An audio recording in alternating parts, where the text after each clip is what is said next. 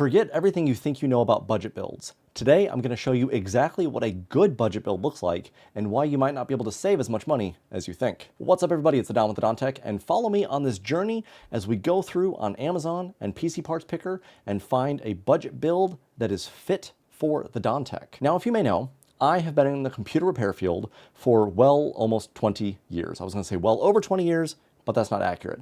I have fixed and built over 20,000 PCs in my career, and I deal and build more PCs in a week than most people will deal with in their entire lifetime.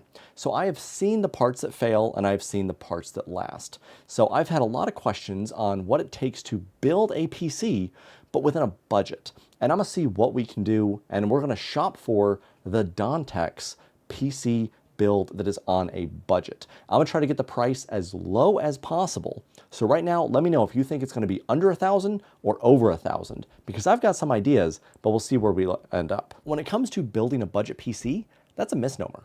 You can build the budget PC. Let's say you have $500, $800 to build a PC, and your friend tells you, go build this PC, it's only gonna cost you 800 bucks. Great, you can do it. A lot of people that are in the budgetary need like that, it's their first PC. And so my question for when you're building your first PC, you save as much money as possible because you only have $800 to spend on it. What about every other accessory? You have your mouse, keyboard, monitor, desk, chair, listening device, speakers, maybe a webcam. None of that is free. And even if that's like $50 per device, you're still adding about $300. So it doesn't make any sense how you can actively budget that just for a PC because you still have all the other things to buy. So my general advice is save up a little bit more money when you can, get something that's decent that will last.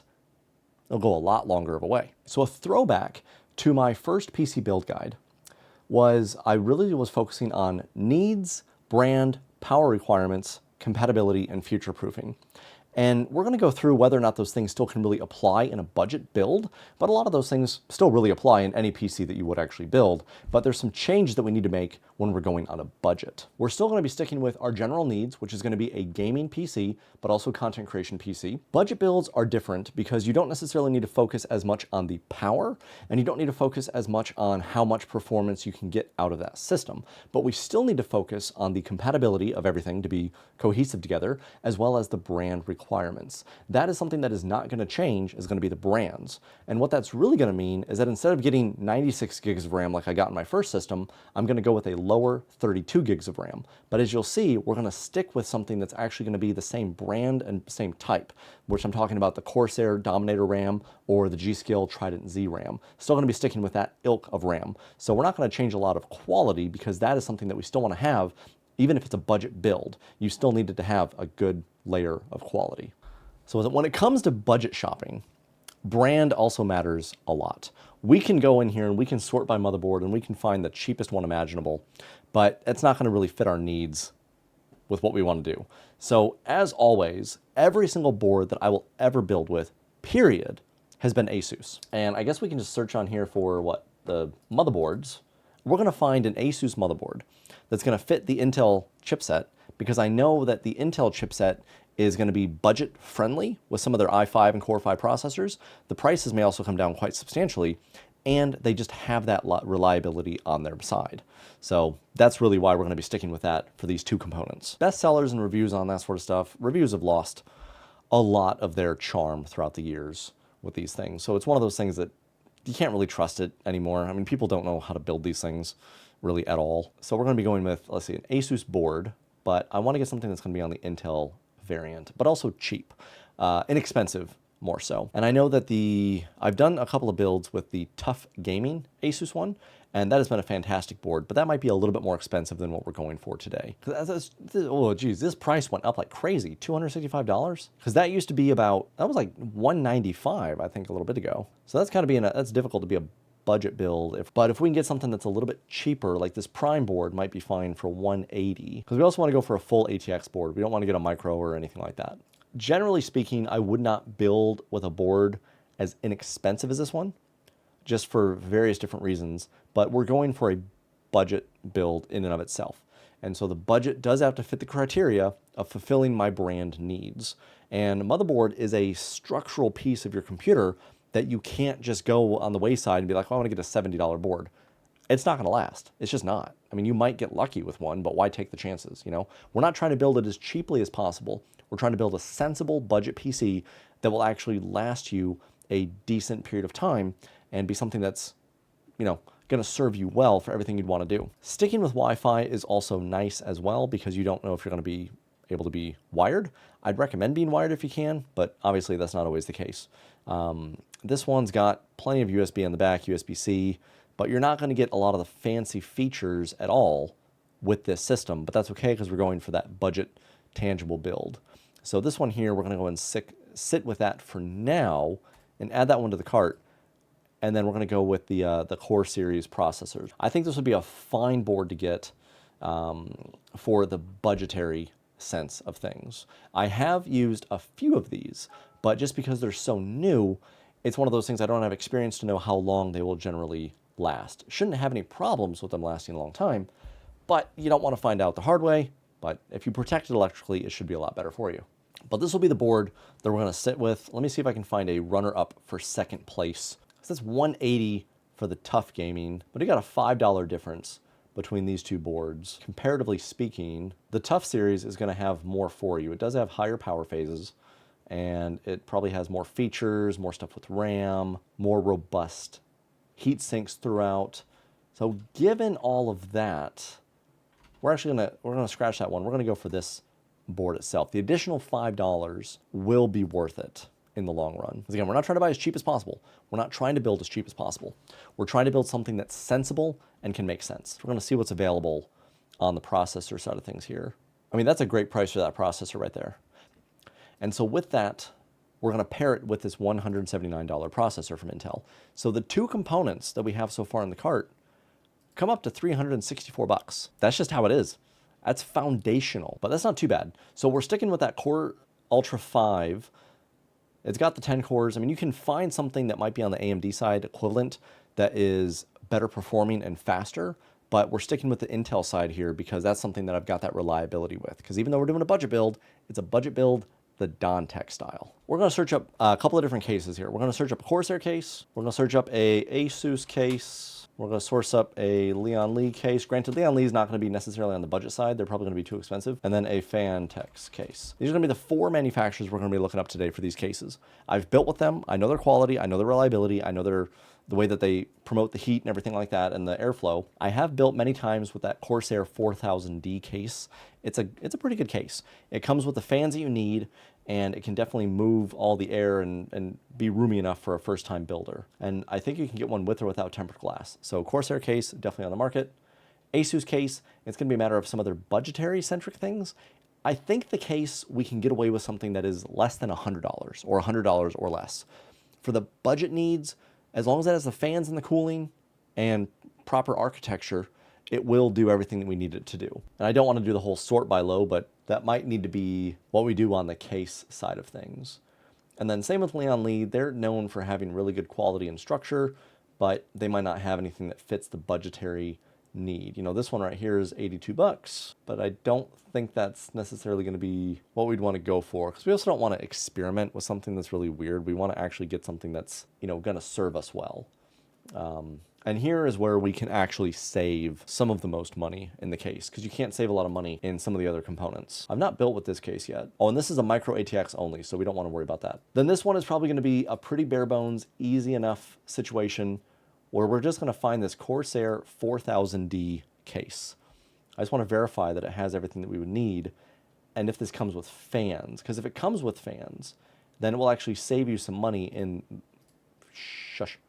It'll save you some money in the long run. You don't want to have to buy fans at 20 bucks a piece or anything like that. So I just want to see, this one looks like it comes with 2 fans in the front. So 2 120s, but then you got to think, okay, we have 2 120s and we want to buy some additional fans maybe, because this comes with normally 2. You got to budget that in as well. That you're going to be needing to get fans with it. And fans are maybe 10 to 20 bucks for the cheap fans per fan. So if you need to add 5 fans, that's $50 to $100 just in fans. So you might want to get a case that comes with that. So we'll do a little bit more investigation on the Corsair case side. And also, if RGB is your game, that's a whole different thing as well. If you want to have really fancy colors, good on you, but those fans can be expensive. But this one might win out because it looks like it might come with 3 fans. If it comes with 3 fans, so the 2 differences between these cases, more fan space, additional radiator, which we're not going for that. So this one comes with 3 RS-120 ARGB fans, and this one's available. So this will be the case that we're going to stick with. Has the 3 fans in the front. You can buy more fans on the top and in the rear if you want. And if you want to do $10 per fan, that'd be about another $40 per fan. If you want to do more per fan, you can, but you wouldn't need to get more per fan, because just having those 3 fans in the front plus the cooler that we're going to stick with, that will give you plenty of cooling, because this thing will not produce a ton of heating in general. So it's not going to be something that you have to worry about keeping cool above and beyond what you would normally have to keep cool. I said previously that if you have anybody that has less than 32 gigs of RAM is committing a crime, and that's still true to this day. Recently, Steam came out and said, oh, 32 gigs might be the new bare minimum and new standard for what people have with gaming systems. I've had 32 gigs of RAM since 2015. Like, you got to get with the times, you know? So RAM is not a place to skimp on quality or size capacity. But since this is a budget build, we're going to be focusing on getting still good quality RAM, which is going to be G.Skill Trident Z or Corsair Dominator / Vengeance series. The Dominator will be more premium than what we need, so we won't worry about that. So we're going to compare mainly between the G.Skill Trident Z and the Corsair Vengeance non-LPX series. So we're just going to find some stuff. We're going to be going for DDR5 because we know that's what our board will support. And the cast latencies in that, we're going to try to make them as small as possible with getting as much, you know, speed as possible, or as much bandwidth as possible, while also trying to get at least 32 gigs of RAM. We're not going to go any lower. A budget build itself could just work fine with 16 gigs, but do not get 16 gigs. 32 gigs is the minimum, and that's what we're going to put in this system. So memory capacity, let's just see 32 gigs of DDR5 RAM and kind of see the cheapest kit and what we're kind of dealing with here. It's easier to get faster timings and higher bandwidth on lower size, lower capacity RAM DIMMs. Keep that in mind, that you might see some speeds on here that are like, whoa, that's pretty nice, but that's because it's easier to achieve that. So right off the bat, I'm seeing this here at 120 bucks for 32 gigs of RAM being pretty decent there. This is $105, but you can see that the timings have gone up quite a bit. But let's go ahead and do the whole thing where we sort by lowest. I don't like doing that. That's a cop-out, but we're just going to get our baseline for the G.Skill RAM here. So I added, what, 119 and 105. And then just looking here, the cast latency on these, you got 36, 36, and 36. And then you go down to 30, 38, 38. The lower the voltage, 1.35 is what you want to be at, because that'll run cooler. 6,000, 6,000. So these are all practically the exact same. So we're going to be looking at about 105 bucks for RAM. So 36, 36, 96. And this is what we're going to be starting with right here, is this $105 metric for that. We're going to go to this tab. We're going to do Corsair Vengeance DDR5 RAM and see what we can get. And we're going to sort by lowest price. An enhancement kit. Yeah, okay. Enhancement kit. Yeah, okay, so that's a little, I didn't know they sold that. It's all an enhancement kit. What in the world? I need actual like RAM. So 16 gigs. So we're going to be looking at roughly the same cost here probably. So not only does this have much higher timings, but also has lower bandwidth. So you're saving some money, about 25 bucks or 15 bucks, but you're getting performance that's not going to be as good. And this RAM also is not as good as the G.Skill stuff that we found. So comparatively, this right here, the $105 RAM, and then we're just going to go to the next page and we get more RAM. Because with the timings here, it's not going to make a difference, so you're not going to really notice anything. But this would probably be most comparable. So these two RAM sticks, there's a $5 difference between the Corsair Vengeance RAM. It's got the lights. The Trident Z has the lights. You're running at slightly tighter timings on the G.Skill Trident Z, higher timings on the Corsair Vengeance stuff. You can't go wrong with either one of these picks. That is actually going to be the one we're going to go for. $5 difference though. We're going to get it from G.Skill itself, 32 gigs of RAM. Just to see here, I want to see how much more a 64 gig kit is. Roughly it'd be about probably double, right? But if you find this kit right here, about similar timings, if you wanted to, as an alternative, to get a higher capacity of RAM, 64 gigs, for just $75 more, you can get double the RAM. That's not a bad deal, but you definitely want to make sure you stick with this Trident Z nonetheless. But we're going to stick with that $105 set because we're trying to stick within the budget here. Right now, as you can see, our entire price, $573.97. We still have a lot to do. But again, this is the DonTech budget. I would not build a PC for any less than this. I would not buy anything any cheaper.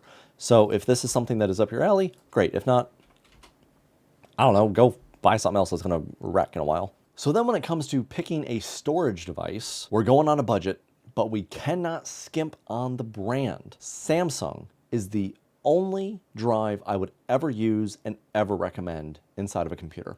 Be it the NVMe or the SATA-based drive, you really can't go wrong. Since we're going for a budget build, it won't really matter if we're going for a SATA-based SSD instead of the NVMe SSD, so it's just gonna come down to price on both of them. I know that with the NVMe's, you cannot buy anything less than 1 terabyte anymore, so that's gonna be our main entry for that one. We're starting with the 1 terabyte Samsung NVMe. 70 bucks. The value of that is absolutely insane and awesome. And that's the Evo Plus. The Evo, I think, is probably more expensive, even though it doesn't make any sense because that's a lesser one. The Evo Plus is faster. So you want to stick with the Evo Plus. 1 terabyte NVMe, 70 bucks. It doesn't get any better than that. They have extremely good reliability. They pretty much just don't fail. I mean, you're extremely unlucky if you've had one fail. It is so uncommon for these drives to fail. I mean, you can't buy anything any cheaper than that.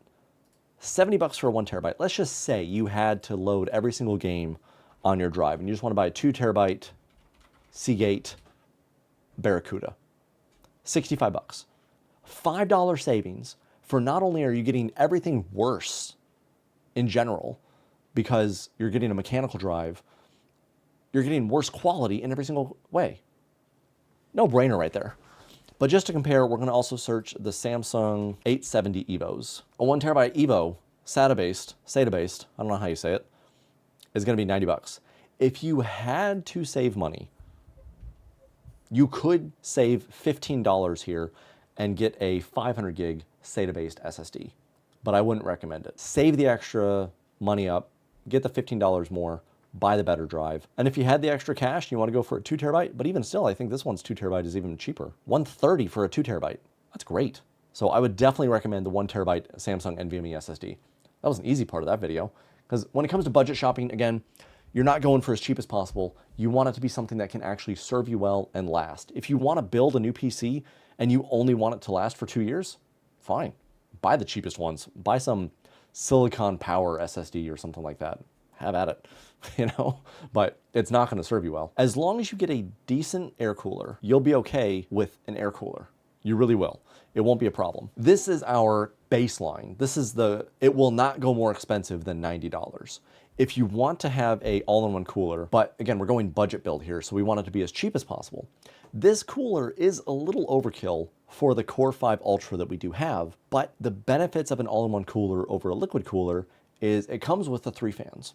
And from our case that we have over here, this Corsair 4000D, we could put those 3 fans in the top mounted position, and then you have more surface area for everything to be cooled inside the unit. There's nothing wrong with that. That's a fantastic use case scenario. And then you just buy one more fan in the rear. It would have great airflow. You could not go wrong with buying this. But what we're going to see is if we can find any 6 heat pipe, air coolers, and see how much money we might be able to save off of this right here. And so some of these that I've used, like right here, right off the bat, I mean, you got this Thermalright Peerless Assassin 120 millimeter, which comes with 2 fans. It's got the 6 heat pipes. Kind of exactly what you're going for. And that's a significant savings. That's $50 less. So in this situation, you kind of have the choice. I'll see what else is out there as well. Thermalright though, I've started to use them. I don't have enough experience with the longevity of their all-in-one cooler, so I wouldn't recommend it. But their actual like air coolers, there's not much to go wrong with them. You have the copper heat pipes, you've got the good connectivity and everything to the actual base of the processor. There's nothing that can go wrong with it, really, as long as they're made with the quality parts, and so far it seems like they have been. The Cooler Master 212 is not bad. I've used that a couple of times too. You can save some money. This only has 4 copper heat pipes though. It doesn't make it bad, but that's something that, you know, if you're going for something and you can spend $10 extra to get 2 additional heat pipes, that's a steal right there. But like here, this one's 4 heat pipes for 17 bucks. You get to the point where it's a little too cheap, you know? 7 heat pipes. How's that work out? I'm curious. Dang. Those crazy guys, they did it. They did a silver, or not a silver, they did a 7 heat pipe one. Normally it's like 4, 6, or 8. not really seen 7, but this is the 6, and this does this one also come with 2 fans? Well, why don't you just get that one? For $1 more, you can get an additional heat pipe. That's not bad. And then you can pick between if you want black or silver. The biggest issue you're going to have with some of these all-in-one coolers will maybe be RAM clearance because of the fans and the fins and how far they go. Like if you look at this, this is universal. So this is showing the one fan over the RAM right here. You can't do that because that, you'd have to have really, really low profile RAM. Most RAM, especially if it has colors, it's not going to clear that fan. So you would put the fan instead of on this side, on the other side, and then you probably wouldn't have any issues with any clearance because it doesn't look like this itself. Down here, it doesn't look like this copper.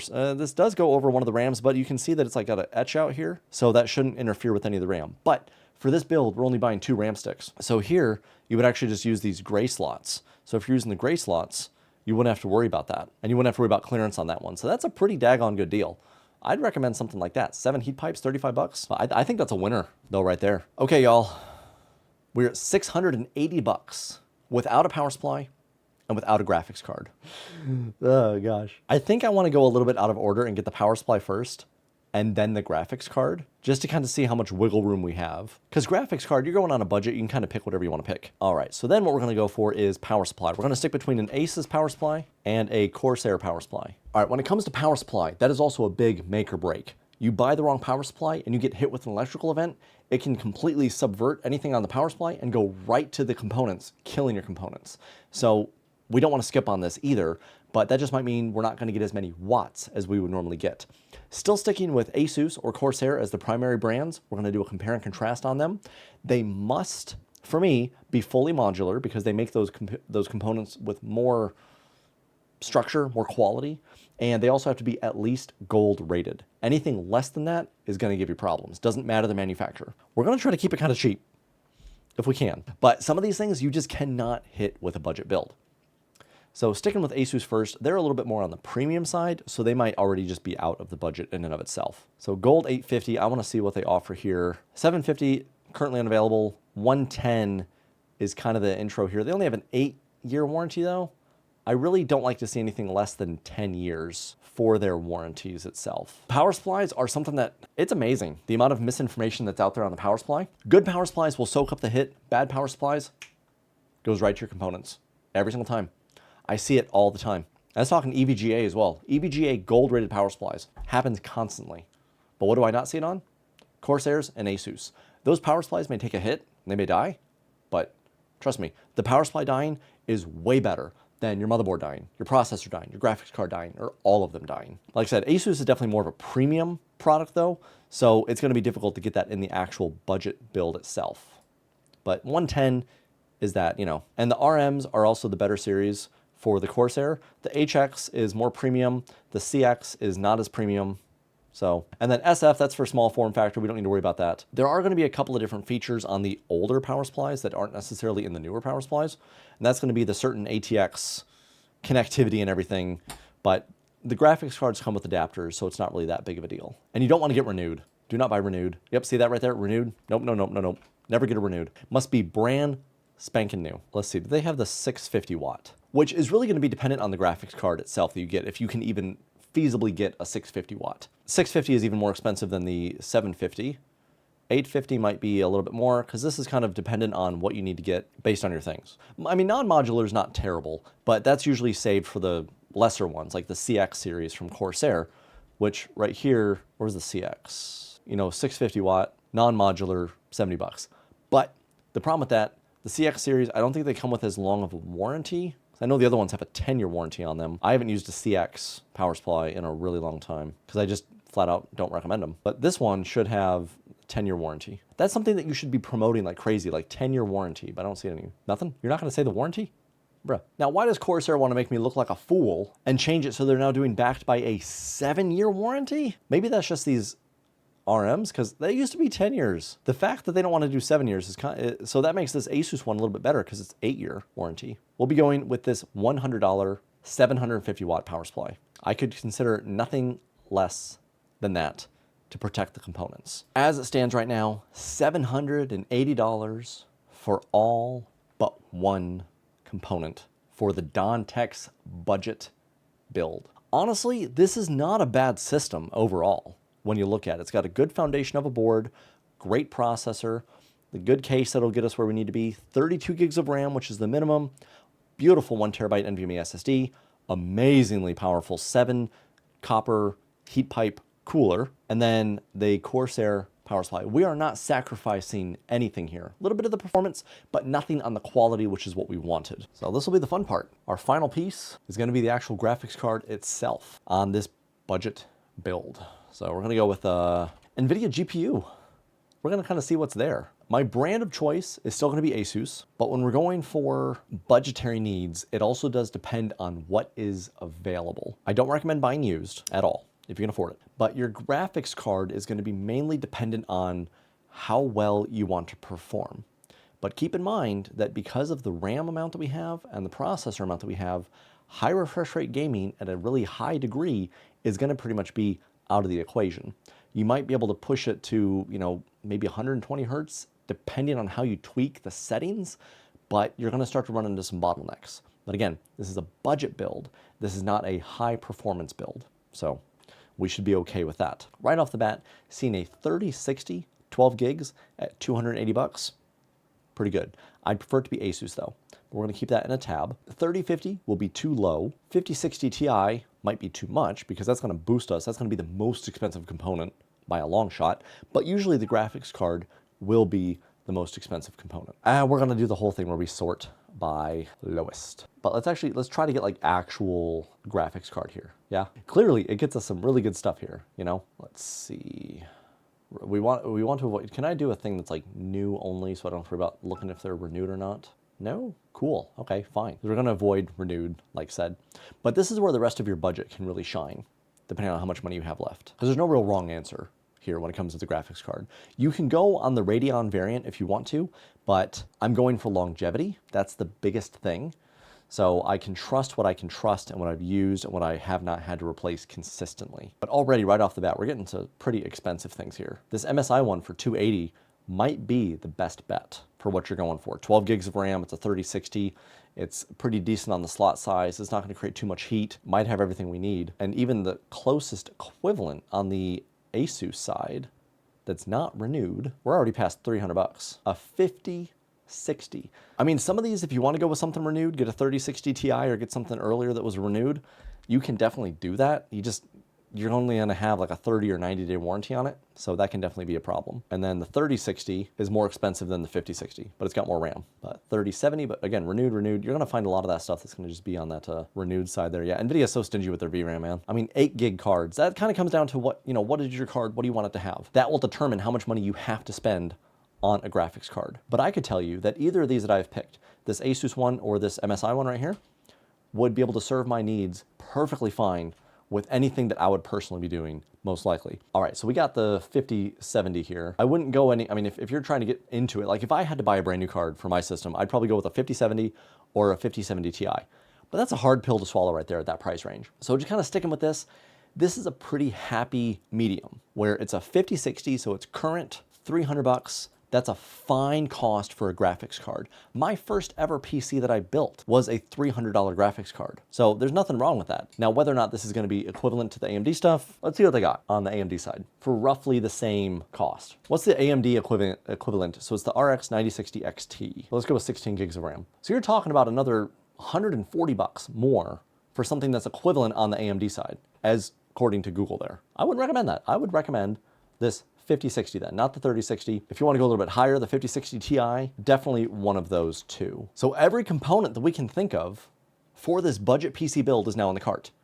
And the grand total, maybe in edit and post, we can have the number up, we can have the number up here hidden, and then it appears.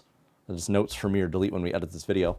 $1,079.84 for a DonTech certified budget PC build. That's pretty good. The only places you could save money is if you wanted to go much cheaper on the motherboard and get a manufacturer that I would not recommend. Find somewhere a $50 plastic cheapy case that may not come with fans, that may not cool well, that I wouldn't recommend. Go down to 16 gigs of RAM, which might save you 20, 30 bucks. Go with a mechanical Hard drive, that might save you 10 bucks. Cooler, can't change that, that's amazing. Go with a lesser grade power supply or a CX series, that might save you 20 bucks. That can hurt you in the long run. And possibly try to find a renewed or used graphics card. That, again, your mileage will vary with anything used because you just don't know the history and how well it's been kept up. But I'm pretty satisfied with that overall. 1,100 bucks. So this is a true budget build that will last you and serve you well. I can't guarantee it's going to be the same 8 to 10 years that my personal builds have, but I know that it's not going to be a cheap 4-year build. Looking through this though, for me personally, the weakest link is the board. But even still, that's not a weak link at all. That's just the weakest link. If you had the additional cash, going to, spending more on that wouldn't be a problem. It's not bad overall. So there you have it. The thedontech's full-fledged ultimate budget gaming PC. These are the parts that I would recommend if you wanted to shop and save a little bit of money, but also still have the recommended quality that a true PC professional can give. Now keep in mind, the budget PC builds still do not include many of the accessories you need to be a PC gamer. On top of needing Windows 10 or 11, which you can get in various different ways, you would also need to have a desk, a monitor, a keyboard, a mouse, speakers or headphones, and any other accessories that you would want if you're going to be chatting with friends, like a microphone or a webcam. So those things can easily add another $300 to $500, if not more. Not to mention, you also need some place to sit. So all of those things kind of take that budget and throw it out of the window. But if you have any questions, feel free to let me know in the comments down below or anything like that. And you can find the shopping link in the description below where you can find these exact parts on Amazon. Thank you so much for watching this video. And remember, the Don's got your back.